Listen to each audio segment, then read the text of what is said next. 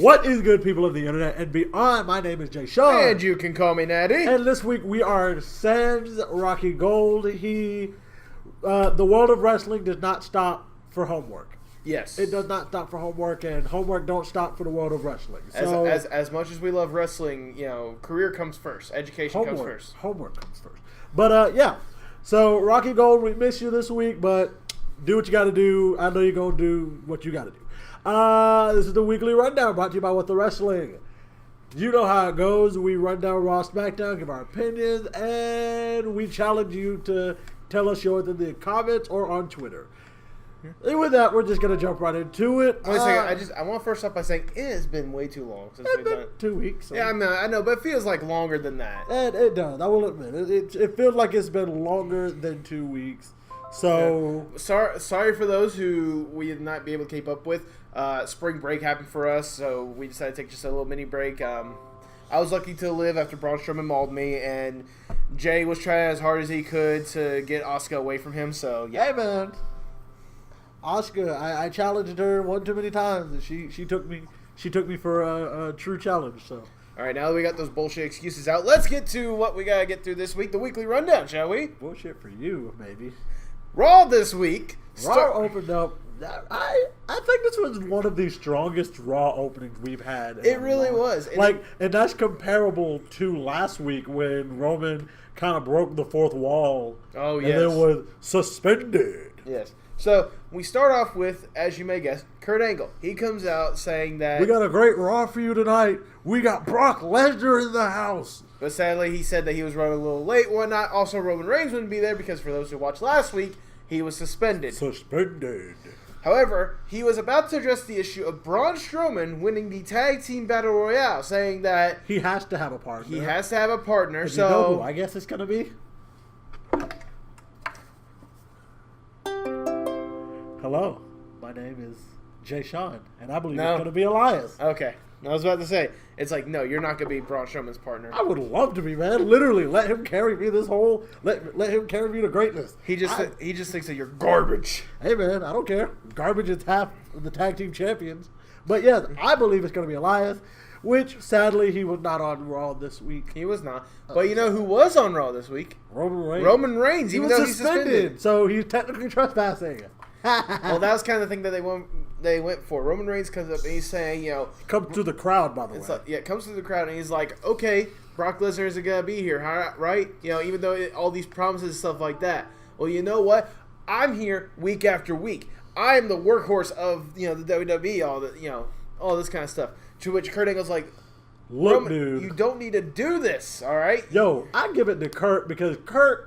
100%, even when he knows that you are like all the way wrong, he's still going to try to stand up for you like, dude, look, I get where you're coming from. I agree with you, but you got to look, bro. Please go before something happens. You can cost yourself your job, your championship match, your WrestleMania, all of it. Please. It's like, for goodness sakes, in 3 weeks, you will have Brock Lesnar in the palm of your hands at WrestleMania. Literally. But Roman's like, well, I'm sorry to say this, Kurt, but I'm not leaving this ring until Brock gets here. Roman took over Raw for all of 45 seconds. I would say 30 seconons. Before, interesting enough. No, that didn't come. You're jumping way ahead, my dude. No. Doesn't matter. What actually came out were 4 local talents in U.S. Marshal. U.S. Marshal, that's what I was thinking of. Yeah, U.S. Marshal coming out. One of them. Because if you want to be real about this, what Roman Reigns did after those Marshals came out would land him at least a good 10, 15 years maximum, based off of just what he did to the first one. I just want to say, I appreciate how, they're coming out there, they show the handcuffs or whatnot. One guy pulls out, what's supposed to be, a fake badge and starts reading the Miranda rights to him. And Roman's like, really? You're going to read the Miranda rights to me? Hey, man, you're getting arrested. You got to know your rights. Yeah, exactly. Very true. You could sue if you don't get read your rights. You can sue. But Roman's like, Roman at first was able to comply, and he's like, fine, I understand. They're taking him away when one of them grabs Roman by the arm, and Roman's like, hey, I'm going out on my own terms. I got this. But they start getting more physical, so did Roman. And he annihilated the U.S. Marshals handcuffed. No, he's not overpowered. Nah, but for real though, if these were real U.S. Marshals, that would have been 10, 15 years max. Well, not even max, minimum, really. But as soon as the U.S. Marshals were down, Brock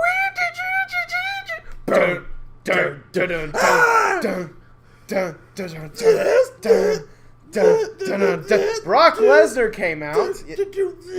Okay, Brock Lesnar came out, ready for a fight. We need to link Roman that. Reigns is like, the what? We need to link that in the description. Nah, please. No, come on. No, that wasn't too accurate. I'll tweet it out from the Twitter page. Okay. I'll tweet it out from the Twitter page. What that reference was. Keep an eye out for the Twitter page. Anyways, so Brock Lesnar, he's coming out. He's ready to go. And Roman's like, oh crap. I'm the handcuff. No. Which I'm actually surprised they had legitimate handcuffs. Yeah. Like, I thought they were going to be little fake ones that he could just, like, pop off. But no. They were legit handcuffs. And WWE, thank you for that. And Lesnar basically massacred him. All right? As in, Roman initially tried to defend himself. What was the word that Michael Cole used? Aquarius? I have no idea. An Aquidus attack? It was some big Just ACT word. I was gonna say, stop talking before you hurt yourself. Oh, all right? Shut your face. But no, basically, essentially, Brock Lesnar mutilated Roman Reigns. And I'm talking about, like, Roman Reigns initially tried to defend himself with a chair, to which Brock Lesnar was easily able to reverse and to attack Roman with. Tons of German suplexes, at least 1 or 2 F5s. I think it was like 2. Was it 2? F5s? Yeah, 2 F5s. I mean, it was just one of those, by the time Roman was done, he had to be taken out on a stretcher, to which Lesnar drags that to the ground. Yeah, no, he turns around and he pushes it once. It kind of slides over a few feet. Pushes it again. It doesn't move. Then he finally just tilts it. Like, he picks it up and tilts it over. And I was like, oh my God, Braun Strowman did it so much better. Yeah. Oh my God, Brock Lesnar. Come on, man. Come on, 50 students, number 50, man. Come on. And for those of you that don't understand what I mean by that, dude came in number 50 in a class of 50 in high school. Granted, somebody had to come in last, but God, man. Anyway, well, let's be honest. He may not be smart book-wise, but he's smart money-wise. You're right. I'll give you that. I will absolutely give you that. Or at least he's smart with knowing who to associate himself with. You're right. Anyway, so after this, we had Alexa Bliss coming out with Mickie James. She's coming out and saying, I want to say from the bottom of my heart that I sincerely apologize for what I said to Nia Jax.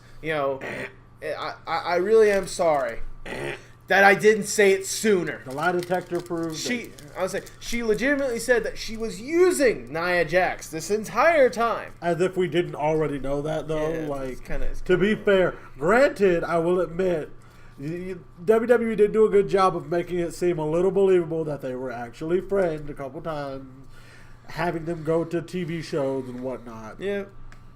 Because they were on the Steve Harvey show together. For those of you, I love Steve Harvey's show. I would say, anyway. Is anyone else here hoping that Carmella cashes at WrestleMania against Alexa Bliss? Do you think that would actually happen? I think they would pull something like that. Do you think they would pull having her jump brands? I think they would pull that. They had Alexa. It's like, they had Asuka, to be fair, I like Alexa Bliss. Alexa Bliss is a great heel and such. It's just her recent line of feuds and such have just been meh. And to be fair, they never said that she had to simply cash in on SmackDown. To cash it in on SmackDown. She just says that she gets a title opportunity whenever she wants, which is fair enough. Yes. And plus, with Asuka going over to the Blue brand, come on, they want to keep up that undefeated streak for at least a little bit longer. Anyways, but this led to a match that Alexa Bliss was going to have against Asuka, and for the most part, this was an okay match. Alexa looked very strong in this match. She's a free agent at this point. I'm sorry. Ooh, Alexa or Asuka? Yeah, Asuka. She's a free agent at this point. No, I think because she's still fighting on Raw, she's challenging the SmackDown champion. I think this was her. She's a free agent. I think this was her last. I don't know, singles match or whatnot on Raw or whatnot. Next week, Asuka and a mystery opponent against Alexa Bliss and Mickie James. Oh wait, Asuka and Nia Jax. Who are you, Tay Long? Oh, sorry, no, 6 man. We didn't make it 6 man. Anyways, with the Undertaker. Speaking of, we'll get to him later. I'm wondering why, but okay, we'll roll with it. Foreshadowing. Okay. But yeah, like I said, this match was pretty solid. Alexa looked pretty strong in this one. They actually made it seem like Alexa was gonna win, and I appreciate that. I'm getting to the point to where I kind of don't want them to continually making it seem like Asuka could lose, because when she actually does lose, it won't be as big of a deal, because it's like, oh, she almost lost in the last 12 matches we saw. She lost. Like, granted, it'll be a big thing, because it'll be her first loss ever in the WWE in a one-on-one match where she was. Anyway, it won't feel the same, because it's like they always have these so many near falls. Just let her go back to having a couple squash matches here and there before and or after WrestleMania. That's true. But nevertheless, let's get to the end of the match. Basically, Asuka gets the upper hand and locks Alexa Bliss into kind of an ankle lock. Yeah, that was a straight ankle lock. Yeah, I appreciate the lengths that they allowed it to go. Having Alexa turn over and have Asuka literally change her footing to follow her over and keep the ankle lock applied. I love that. Thank you. That was great. But Alexa finds a way to get out of it, partially due to Mickie James, I imagine. Yep, it was. And basically, they walk away, so Asuka gets a win via countout. Yeah, so that undefeated streak. But as she is retreating, Nia Jax comes sprinting down and just snatches Alexa Bliss a couple times. Bro, she grabbed her. She snatched her. I'm pretty sure Mickie James is dead at this point because of Nia Jax. Probably. I mean, did you see how hard she got softly splattered against the side of the ring. And I know that sounds weird, but yes. If you didn't see it, go back and see it. Watch the way, Nia had no concern for even trying to make it look like she was, accidentally did it. She just grabbed her and just, yeet. Yeet into the ring. That. Mickey, if you ain't hurt, I don't know why you ain't. Alexa Bliss somewhat got away. Then Nia Jax jumped over the barricade, and it kind of was like a female version of when Braun Strowman chases after somebody. They went to the back, and that was the end of it. I was thinking more like Benny Hill or whatnot. Anyways, but aside from that, we go from there. Braun Strowman comes out finally. Bro! He comes out to the ring. Yeah, there you go. How dare you touch the majestic Braun, Bunko? How dare you touch? Don't make me call him and get him to come eat you again. Anyways, so he comes out and he's saying that the determined is that the result is final. He will be going to WrestleMania to fight for the tag team champions. He would go for himself, but Kurt Angle let him know that insists that he has a partner for the Raw, which is tragic AF, because I would love to. You know what I kind of wish they did? I kind of wish, and granted, yes, I feel like the WWE has had enough of copying TNA, but I wish that they would let Braun do kind of like they did with Kurt Angle years ago. Kurt held every belt in TNA except for the women's belt. Okay. Well, I kind of wish they would do that with him in WWE. Give him the Universal, WWE, Tag Team, US, Intercontinental, both tag team, and then just let him have them. And then just be like, okay, I did what I wanted to do. I'm dropping this belt, this belt, this belt, these belt, this one, and I'm keeping the Universal for myself. This bird's mine. Yeah, and then, come on, that would be pretty cool. I would like to see it, but I'm sure WWE has had enough of copying TNA. We'll get to that again later too. Ka-ting. How dare you cheeky bastard. Anyways, but as Braun's delivering this promo, guess who comes out? Sheamus and Cesaro, the tag team champions. Sheamus and Cesaro. They are coming out basically talking trash, to Braun Strowman, which is... How are you going to beat us as a single, or even how are you going to get a team? Teams have to be a connection. They have to be in sync. Yeah, I know. I added that because, Goldust.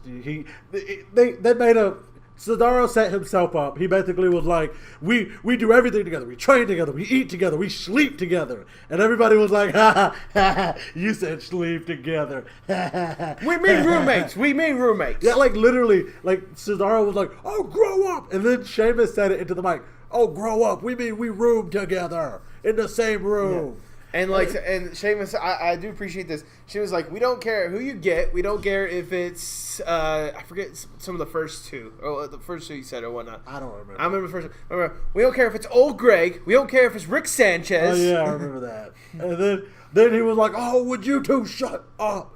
I may have to have a tag team partner for WrestleMania, but Kurt said I get a match against one of you two tonight. So which one of you wants to get in this ring? And I love. Sorry.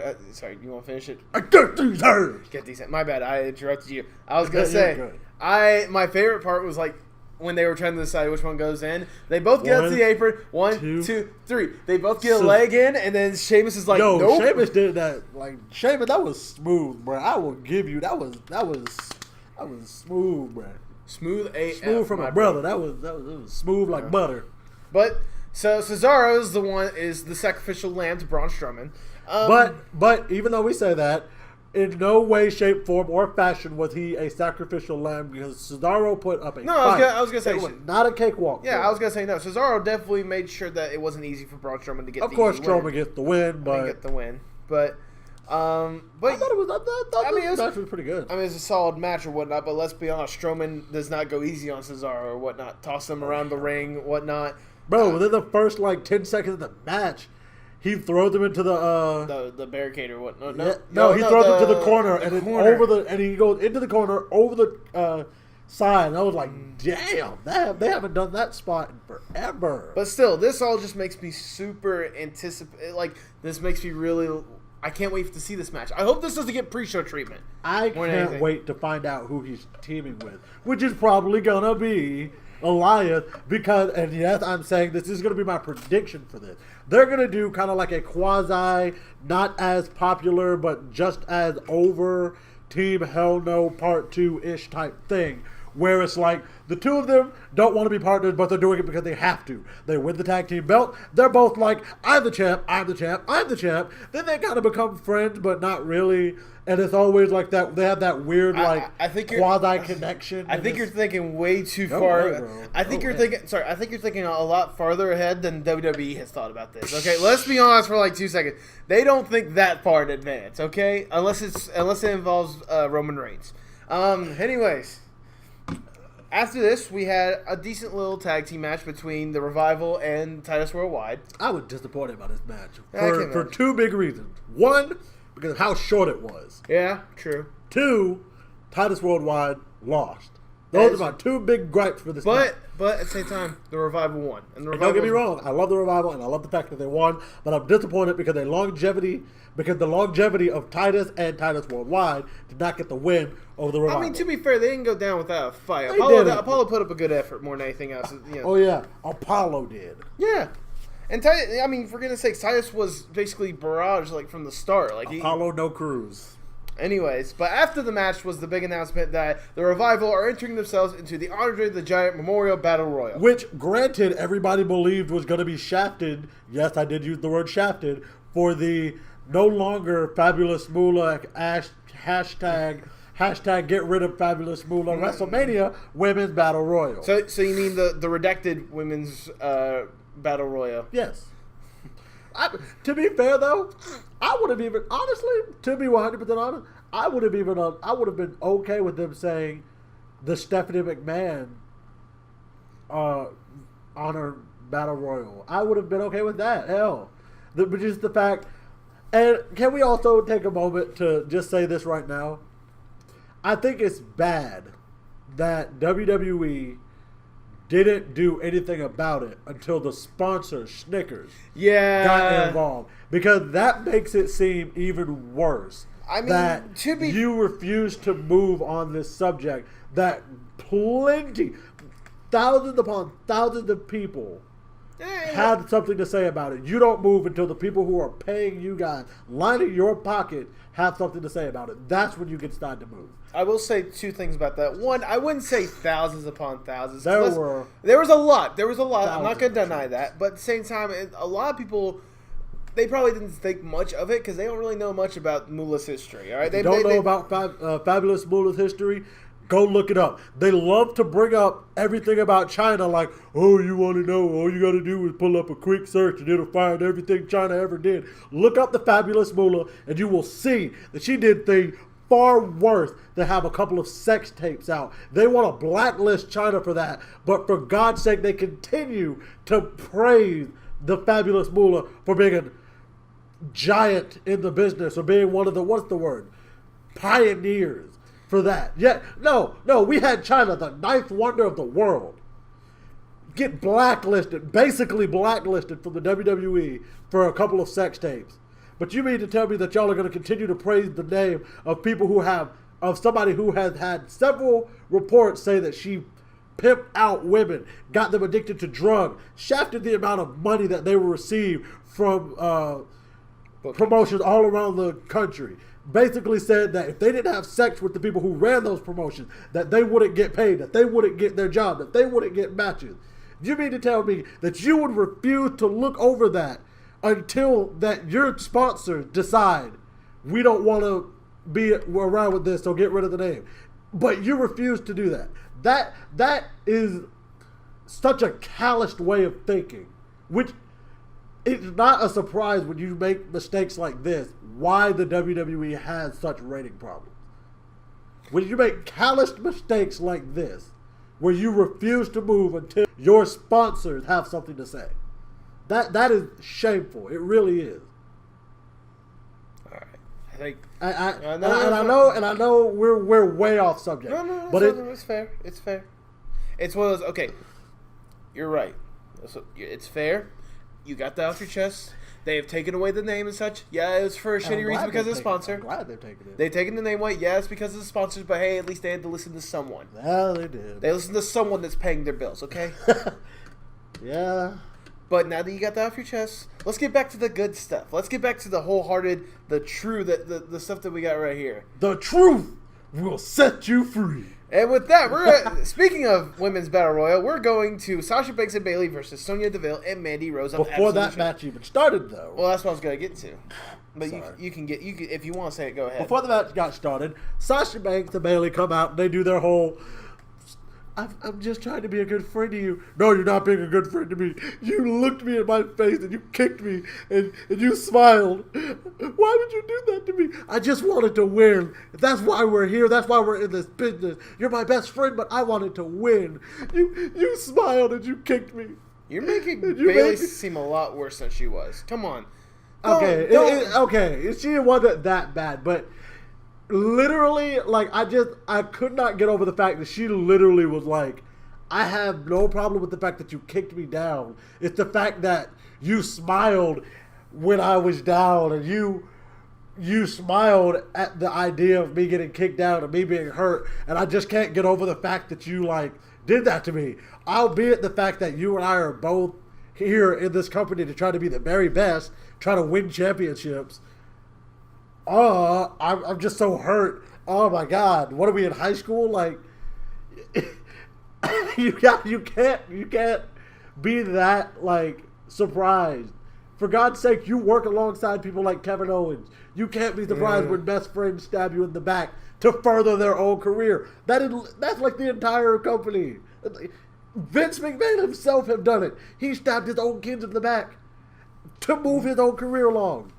Well, speaking of stabbing people in the back, Paige comes out with Absolution to interrupt this whole entire segment thing. I can't hear you. Basically, she's saying, "Let's stop the soap opera stuff. Let's just get to the match." You kicked me. I'm so sorry. It's okay, buddy. It's okay. Oh man. I know this storyline's starting to bore me into tears as well.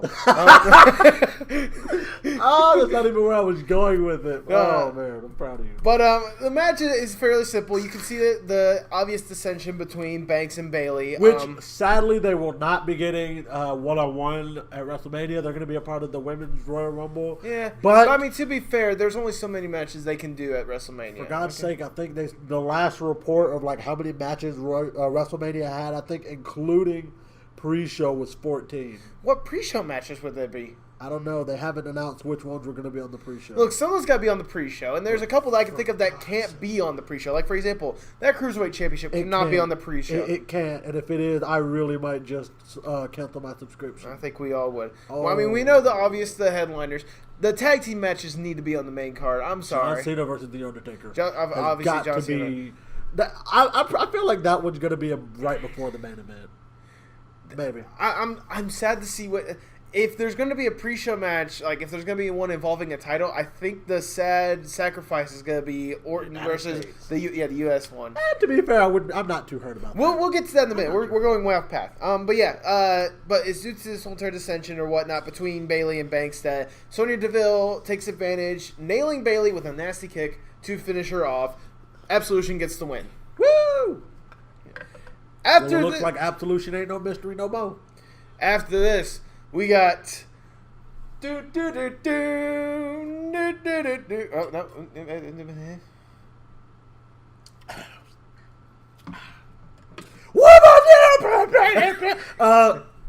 We got week what is this? Week 3? I think this is.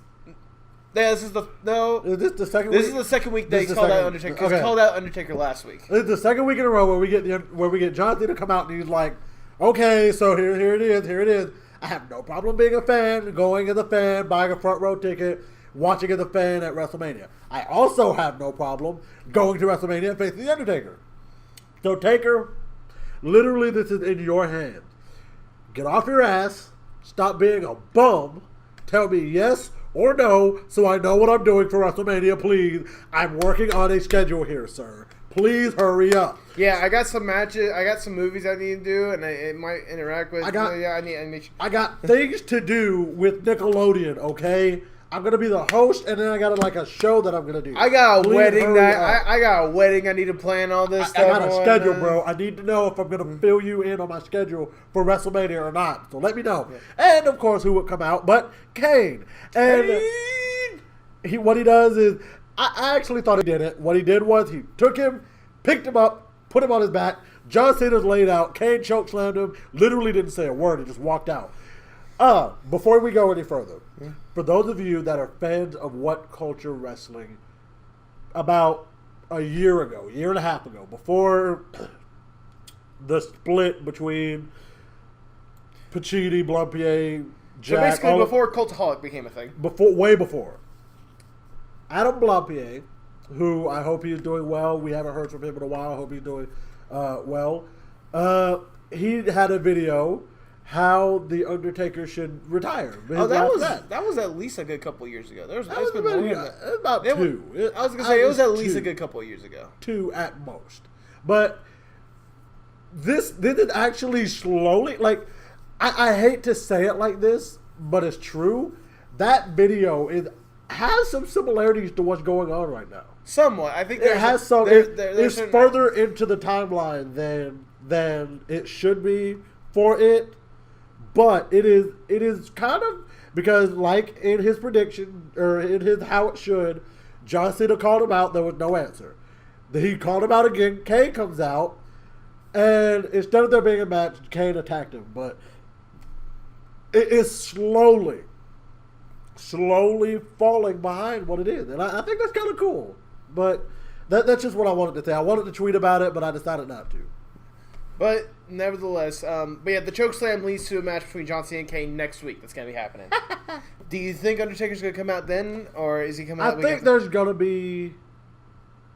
What I think is John Cena's going to win the match. Point blank. After the match, he's going to hop on the mic. He's going to continue to run his mouth. And the Undertaker will give him his answer then. Leaving us with 2 weeks. Yes, 2 weeks, which fuck. I mean, to be fair, Fuck. considering the fact that Undertaker has not done a single thing so far, I appreciate what they've done with this little mini storyline so far. Yeah, I do too, but fuck me. If they end up scrapping it and this becomes like the biggest swerve ever, I might need like 6 to 8 months away from wrestling because I don't think I can handle that heartbreak. My heart, nobody aside from maybe Michelle McCool love and respects and is a bigger fan of The Undertaker than I am. So, how about we move on, shall we? So after this, Miz is out with a nice little promo or whatnot. and we will come back to the Miz a little bit later because we'll come back to him. Just make sure you remind me to come back. Okay. Well, I was gonna say, like, when it comes to the Miz or whatnot, he's basically doing what he's been doing for the past couple of weeks, talking about how he's not getting enough respect that he feels like he deserves or whatnot. You know, nobody respects me.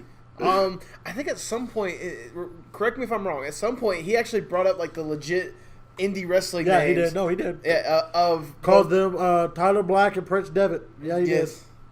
I mean, just talk about how they get all the respect for, on the independent scene. Meanwhile, Miz has been here for Lord knows how many years and still doesn't get what he feels like the respect that he deserves. Oh, shut your face, Miz. We all know that.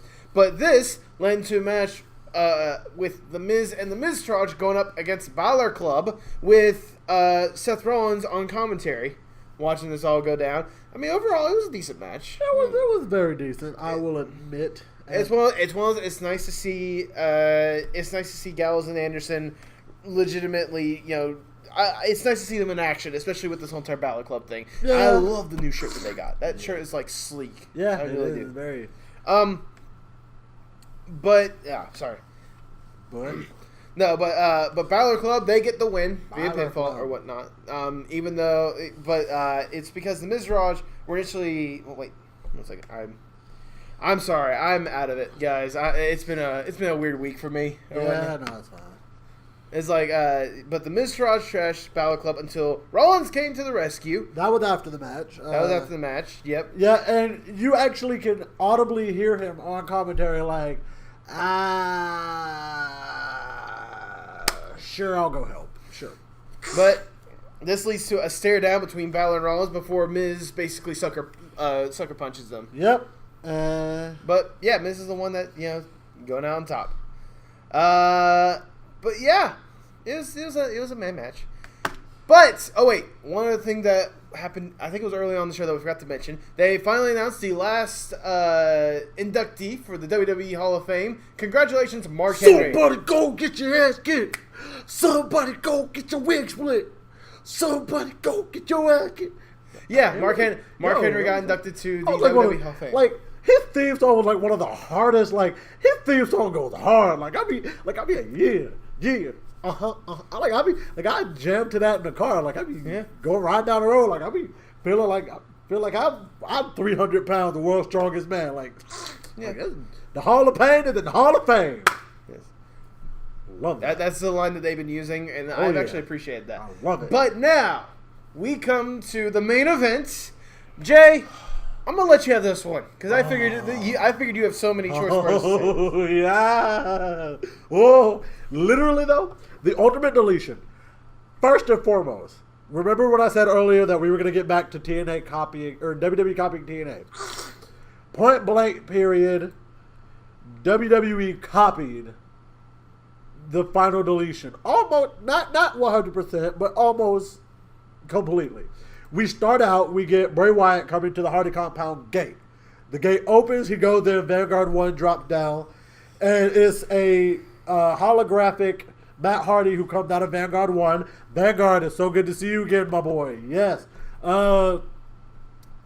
Pops up, and he's like, Bray, I knew you'd come. Follow the music. And we go to the shot of Matt. He's in the ring with the ref, and his wife, Remy, is outside. She's playing the piano. She's playing a very operatic version of Bray's theme. And it took me probably about a good 15 seconds of listening to it to actually like hear it, but it was really good. So they get in the ring, they fight and all of that. Bray actually gets the upper hand until Vanguard 1 operates the boomstick protocol, which basically just fireworks, which Bray Wyatt was like, what is this? What is going on? And so they fight outside the ring, and they go to the shed, which doesn't look too much like Bray's old shed, but it looked enough like it for Bray to he essentially got Vietnam flashbacks from it. Essentially. And I like the way they set it up though.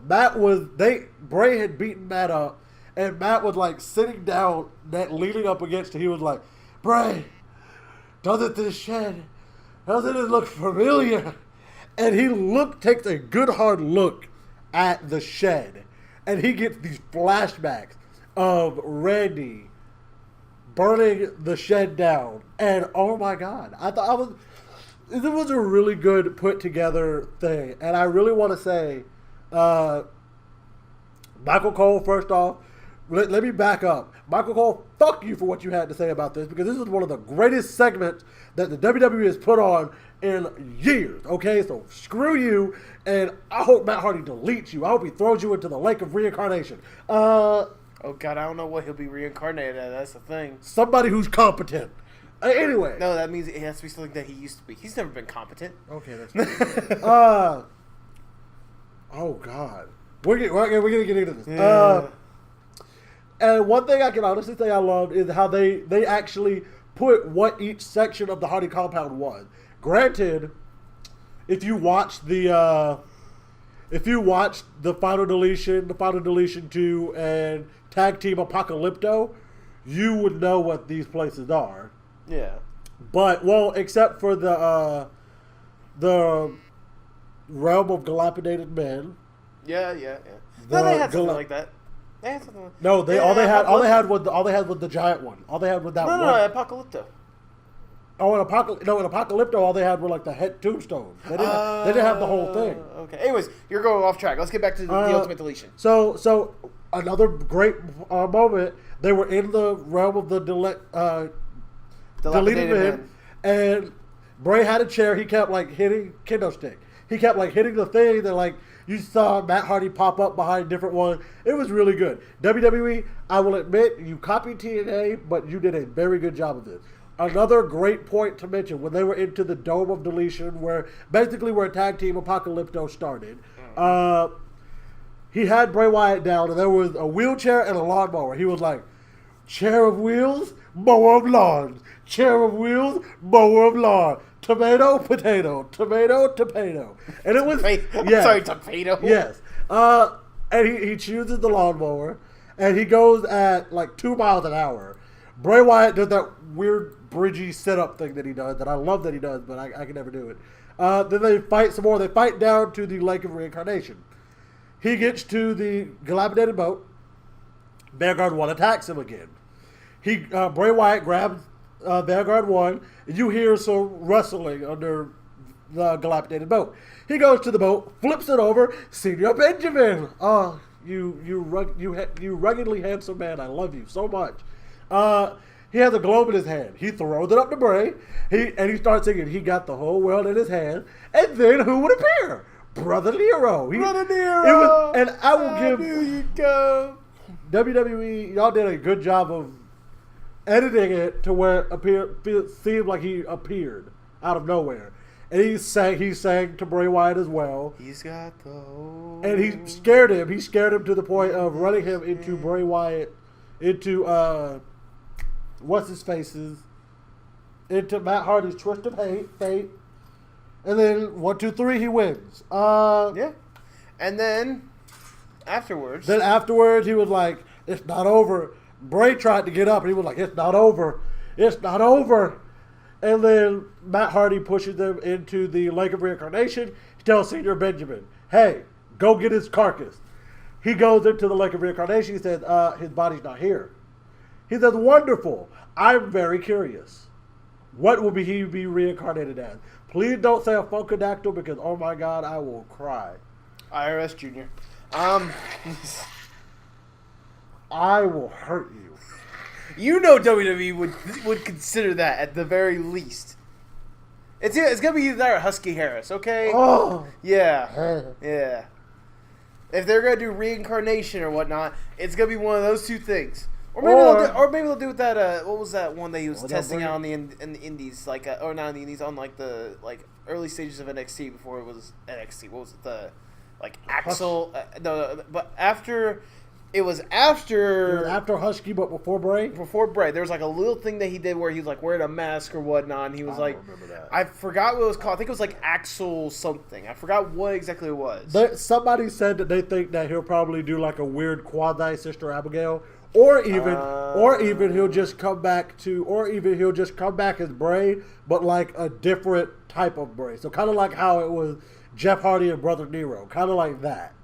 That'd be interesting. Yeah, it would be. Very. But with that ended Raw. Let's move on to SmackDown, to where we start off with, holy shit, Daniel Bryan's wrestling again. Okay, wow. You definitely went from 0 to 100. But that was kind of the goal. But yeah, earlier on in Tuesday, it was announced via WWE.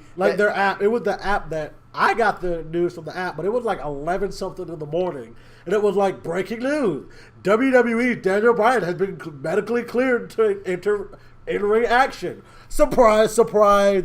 Wonder what he's going to be doing. Wrestling in WrestleMania 34. Well, yeah. Sami Zayn and Kevin Owens. We'll get to that in a separate thing. But for the most part, let's get to what actually started with SmackDown. So Bray Wyatt, Daniel Bryan comes out, gets this heartfelt speech, basically couldn't have done it without the fans who helped me through all of this. I couldn't have done it without my wife. I mean, let's just be honest for a second there, because I don't know if you're trying to sound sarcastic with the way you're saying it. That was one of the most heartfelt speeches I've heard. Oh no, it was definitely. It's before this, they play a little video package showing his retirement and such, to which that broke many people's hearts. So to see him come out there and just give everything he can into this or whatnot, I'm sorry, but his retirement speech was heartbreaking. I will 100% agree. But for me, he doesn't top Edge the night after WrestleMania 27. Well, that's fair. Simply because I got to witness it as his last match, and then the very next day he retired, and I was like, was it the very next day? I thought it was it was the very next night on Raw. I remember that. Anyways, but fair. The thing I'm trying to say is fair enough. Those are both emotional moments, but the main thing is that hey. Daniel Bryan's back. Daniel Bryan is back, and he was thanking everyone that he could, and then he says, now, I'm not sure what my next match will be. Everyone pointed at the WrestleMania sign. Everyone and their mother pointed at the WrestleMania sign. Yeah. So, but nevertheless, he thanked the universe. They did the yes chant. It was a great way to start off Raw. Backstage, everyone's giving the little thank you, stuff like that. For some reason, Dolph Ziggler comes up, and he's like, hey, it's great to see you back. And I'm gonna say this right now. I can't wait to face you. So way to go, Dolph Ziggler is so he's gonna be the whipping boy for Daniel Bryan to help get him back into shape. Basically, after this, we go to the ring. We have the match of Shinsuke Nakamura versus Rusev Day, or mainly just Rusev, but sure. Yeah. With AJ Styles on commentary or whatnot. Well, not on commentary. He was just watching. Yeah, that was the best commentary AJ Styles has ever given. No, but it's true though.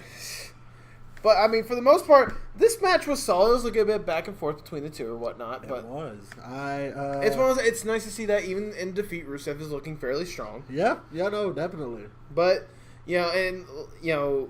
what was I gonna say?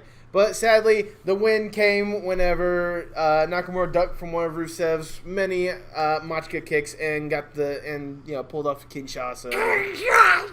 And he got the win. After the match, Aiden English comes in and helps Rusev in jumping Shinsuke, to where AJ gets up, takes his sweet time taking off his clothes and such, and then gets to the ring to help out Shinsuke Nakamura. So yeah, Rusev Day runs off, tail between their legs and such. Backstage. I was gonna say backstage. What was it? Yeah. Backstage, Shinsuke's like, I didn't need your help. And AJ's like, I know, but you look, still. And then Shinsuke's like, oh yeah, one more thing. AJ's like, I know, knee to the face. So you're going to win. Da, da, da. You need to have more confidence. So, I mean, hey, if this is what they're going to do to build it, I'm already intrigued. I'm interested to see. It was cute. I'm interested to see the further interaction. After this, for some reason, we had Ty Dillinger going up against Baron Corbin. I mean, this was a fairly quick match. It was announced that both these guys will be in the Andre the Giant Memorial Battle Royal. Woo! So go Ty. What was I gonna say? But for the most part, this was all Baron Corbin. Like, I wouldn't say this was a squash match, but this was Baron Corbin. There was one moment to where the end of days was botched for a second there. But it was very botched. But they made their best to adjust as best as possible. But Baron Corbin won with the end of days. So yeah. Baron Corbin.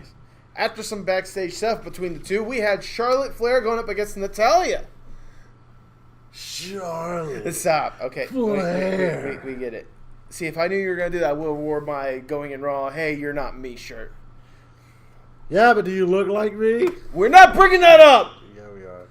Not today. Yeah, we are. Not today. Yeah, we are. There will be a time, but not today. Yeah, we are.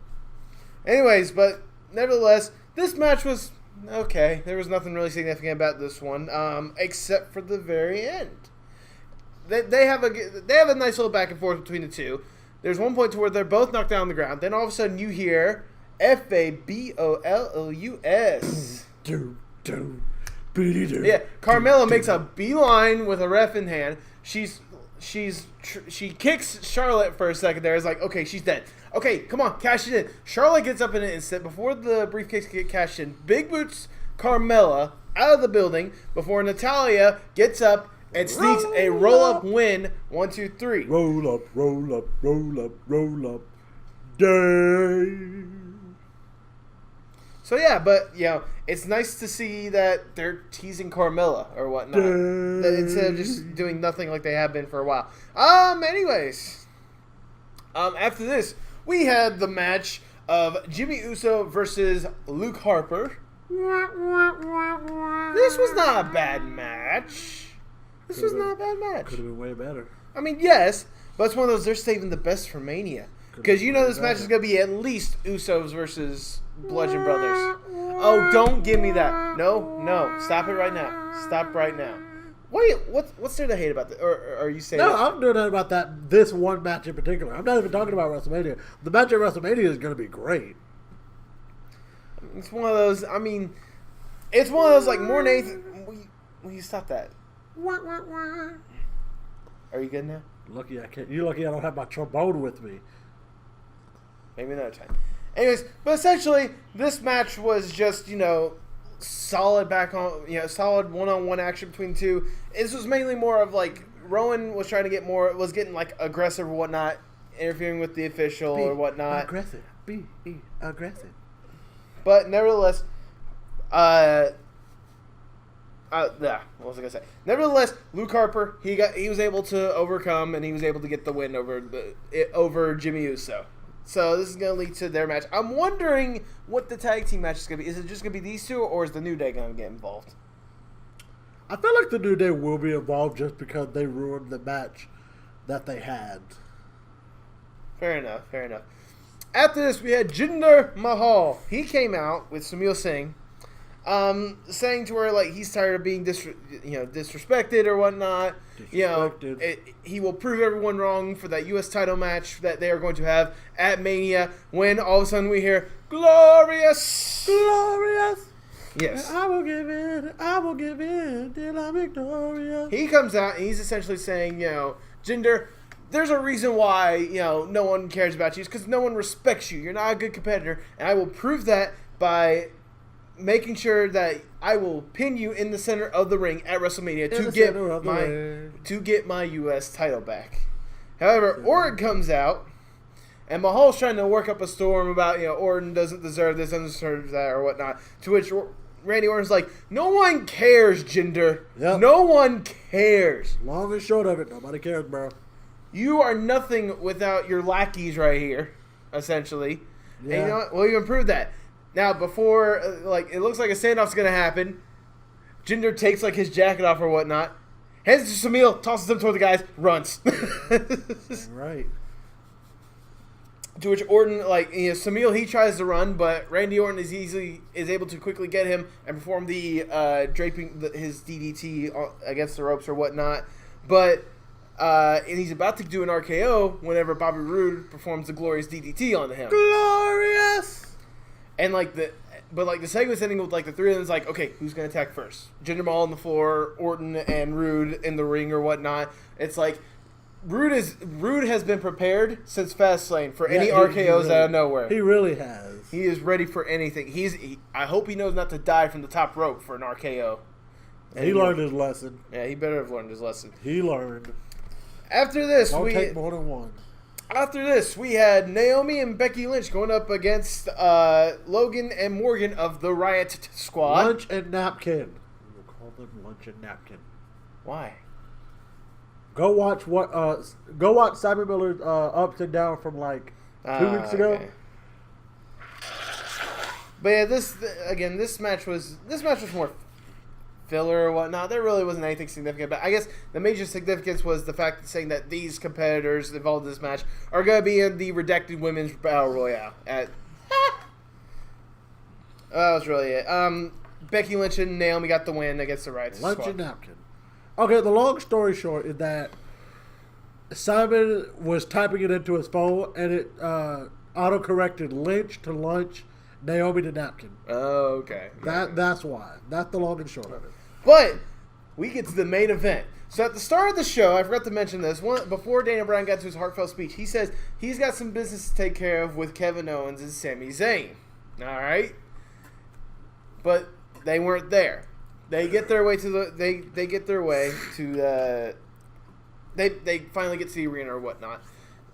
They come out to the ring, and initially Kevin Owens and Sami Zayn, they're like, we want to personally congratulate you for coming back to the ring. We're super excited or whatnot.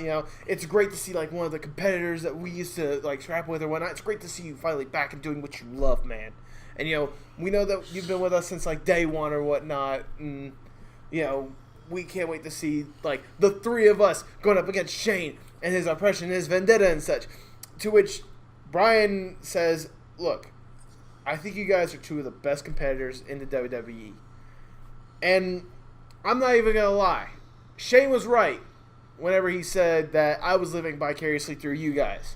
Yep. Whenever I couldn't wrestle or whatnot. Because I felt like a win for you was more like a win for me. And that it felt so great or whatnot. But what are you guys doing? This is stupid what you guys did. You attacked the guy. You guys had won. Shane was going to be gone. He was going to be gone for good. Yeah, he was. He was about to take his indefinite leave of absence. You guys were going to have a match at Mania, a one-on-one singles match at Mania against each other. They were going to until they fucked it up. But now you're fired. Well, not really that. He hated to say it. He even said, I used to be fired. I was fired twice before, and kayfabe wise. And I just one of them was an actual one of them was fire. legit. One of them was a legit fire. I know one of them was legit, but anyways, you get what I'm getting at. But Kevin Owens, Sami Zayn, I hate to do this, but you're fired. They initially have a genuine shaking hands. Kevin Owens, Sami Zayn, they're about to leave for possibly the last time. Nope, they start to attack. Daniel Bryan. And of course, Daniel gets some offense in because he can officially do this. He doesn't just get offense in. Oh my God! When it looks like they're going to brutalize him and everything like that, he just starts hulking out. He starts being Daniel Bryan again. I'm talking about hard hits or whatnot. He puts them up into the corner and he does the freaking drop kicks or whatnot in the corner or whatnot. Oh my God! He goes full Hulk out for this one. And he does that one spot where he runs to the corner and he drop kicked him and it looked like he landed on his neck and back of his head. Please, Daniel, you just got cleared. But nevertheless, he even gets some yes kicks into to Kevin Owens or whatnot. Oh yeah. But Sami Zayn's quick to rescue him. They quickly attack him. Kevin Owens gets him into the corner, and Sami Zayn pulls a nasty haluva kick onto Daniel Bryan. He really did. They get him down to the floor. Kevin Owens does the powerbomb onto the apron with Daniel Bryan. They leave him in a heap.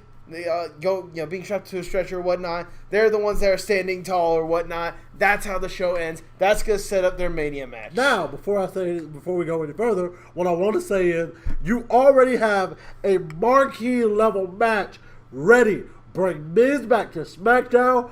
Put him in something with Daniel Bryan.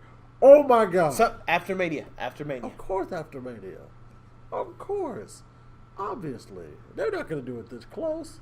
But I'm talking about afterwards. Okay, they might. After he loses his belt to Seth Rollins and or Finn Balor. Probably Finn Balor because it's going to be way better if Finn Balor wins. But nevertheless, it's one of those. Yeah, trust me, they need to get on with that rivalry because that's the one that everyone's been waiting for, especially after Miz went off on Talking SmackDown one. That's why everybody wants it to happen. Well, I mean, it's like before that, like no one really cared for it, but at the same time, there was always a history behind it or whatnot. Yeah, that's fair.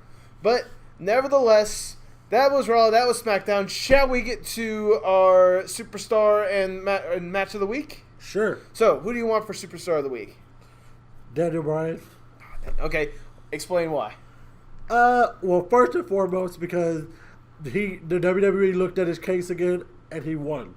Secondly, because he was able to come out and give the most beautifully impassioned speech ever, and it was amazing. Wasn't a dry eye in the room.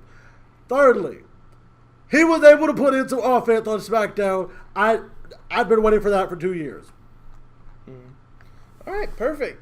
For me, myself, I'm going with an odd pick for mine. Brock Lesnar? No, I'm going with Roman Reigns. Why? Well, okay, first off, they've been really building up this storyline between Brock and Roman. Yeah. When this first officially became like the match for Mania, even a year ago, I would have thought, okay, let's just get this match over with. But ever since they've been kind of going with this little storyline of, I'm the one here every day, Brock Lesnar being basically a scavenger and picking his moments or whatnot to attack or whatnot. And they've been essentially building Roman to be kind of Stone Cold-esque with this whole entire, hey, he's suspended and he shouldn't be here or whatnot, so fuck authority, I'm going to do what I feel is right or whatnot. It's gotten me more interested in what's going to be happening with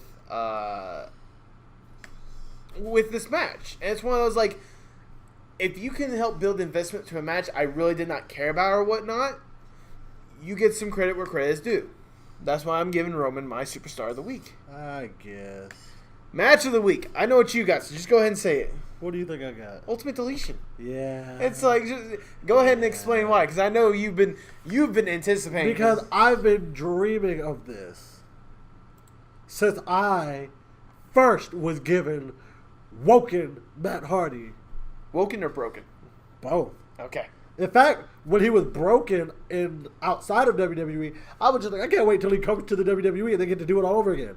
Because, so great. It's just so great. And you were not disappointed. I wasn't disappointed in the slightest. Look, this is nitpicking at this point, is that they didn't feature King Maxwell and Wolfgang. That is the most nitpick. I mean, they did, early on the broadcast or whatnot. Like, they featured them in, a little preview thing or whatnot. But exactly, just a preview. In the actual match itself, though, they weren't in it. I mean, true. Granted, though, I get it. There's a bunch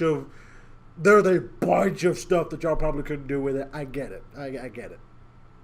But nevertheless, that was your match of the week. My match of the week. Mine, wholeheartedly. Mine is actually going to be a segment. It was the main event of SmackDown, the beatdown that Daniel Bryan. I figured that was going to be you. Look, again, Daniel Bryan is if there was any doubt that Daniel Bryan could wrestle again, this absolutely confirmed it. Yeah. Because not only did we have kind of that almost like heartbreak emotional moment of the fact that Kevin Owens and Sami Zayn had to deal with the fact that they were being fired or whatnot. It's just the beating that they initially did onto him, and then to him to just go all out and prove, hey, don't forget. Ape shit. It's like, don't forget, I can wrestle.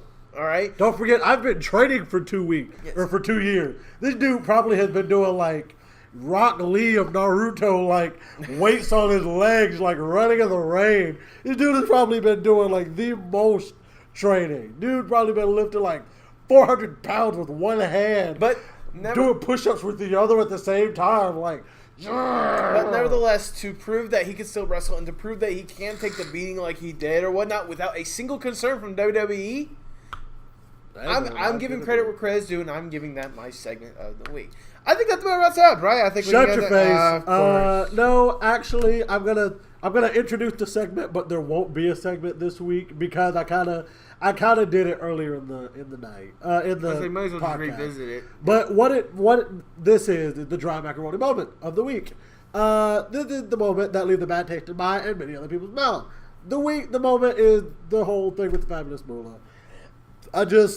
Is there any part that you want to revisit just for the sake of it being the dry macaroni? I'm not gonna go off as bad as I did earlier. I'm just gonna. It looks really bad that a company of your standing and your caliber, and I 100% agree that you should not forget those who came before you. That you shouldn't forget those who paved a way. But you have to get to a point where you won't allow certain things to be used because of the skeleton of the closet. I especially considering like you have plenty of other women you could have named it after. And the fact that you chose the Fabulous Moolah. And it is so easy. Literally, I didn't know anything about what happened with her until one of my buddies hit me up and was like, hey, did you even hear about what the Fabulous Moolah used to do? And so I looked it up. And within 5 minutes of me typing in Fabulous Moolah past, I got her entire history. I got everything that she was accused of. I got all of the accusations from the family. Quick question, what source was it from? Huh? Just out of curiosity. It's just a bunch of different websites. Okay, just like it's literally like 5 or 6 different websites that I found within the first 5 minutes that all were telling the same story. That Sweet Georgia Brown, and the fact that they continue to bring up Sweet Georgia Brown, and it's like, I get that y'all have an image to withhold. I get that y'all have an image that y'all want to paint of these female athletes, of these female combatants. But if you give China such a blacklisted feeling, you're never going to admit to it, but y'all have given her a blacklist essentially for something she did in a time of struggle. But you still continue to praise Fabulous Moolah when all of those accusations came to light, and there were plenty of people who went to bat to say this is the truth. It's just mind-boggling that you wouldn't have looked at that first. And even just looking at the fan reaction, you wouldn't retract what you did until the sponsor stepped in. That is a bad look. And it left a really just bad taste in my mouth. Like, I was really considering just severing my ties with WWE because of it. Because of how bad this all looked. It was a bad look, WWE. Normally, I don't agree with you with dry macaroni moments, but this is something that even I can't ignore. Especially with the stuff that the Fabulous Moolah did or whatnot. Again, it's good that WWE did make the change, but at the same time, only because Snickers was like, you need to do something about this. You should have done something whenever you had the initial backlash of tons of people throughout the internet giving an instant bad name. Before Raw was even over, Fabulous Moolah was one of the most trending topics, and you would have thought that it would have been a positive thing, but no. There were hundreds upon hundreds of tweets that I sat through and looked at about a good 200 tweets of just people. Why would they name this after her? They could have picked anybody else. Of course, there were the people who were trying to be funny, but it was just the overall backlash. WWE, we get it. You don't listen to the fans all the time. But something like this was, you could have listened. You should have listened to us. It shouldn't have taken a corporate sponsor to get you to move hand. It shouldn't have. But with that, so that WWE is your big old scooped helping of dry macaroni. And with that being said, that has been the Weekly Rundown, brought to you by What the Wrestling. If you guys have enjoyed today's podcast, give it a thumbs up down below because we love those thumbs up. Yes, sir. Go ahead. Comment down below your favorite moments of the week, all that good stuff, how you feel about this whole controversy with the fabulous Moolah. Go ahead and subscribe to us if you haven't already subscribed to us, because if you haven't already subscribed to us, you're just not doing life correctly. Also, hit us up on Twitter. They will all be linked below. I don't feel like going through that whole thing anymore. Share the video with everybody that you know, because sharing is truly caring. Hopefully one day our tweets will be featured on WWE like Cultaholic was. That was awesome, Cultaholic. Congratulations. And also, while I'm in the feeling of congratulating people, congratulations to Ash of Wrestling Shorts. He recently hit, 100,000? I think it was 100. It was either, it was 100,000. 100,000. He got 100,000 subscribers. Congratulations, my good sir, bro, Ash. 100,000, here's to 100,000 and even a million more, bro. I know you got it. Your animations have been great.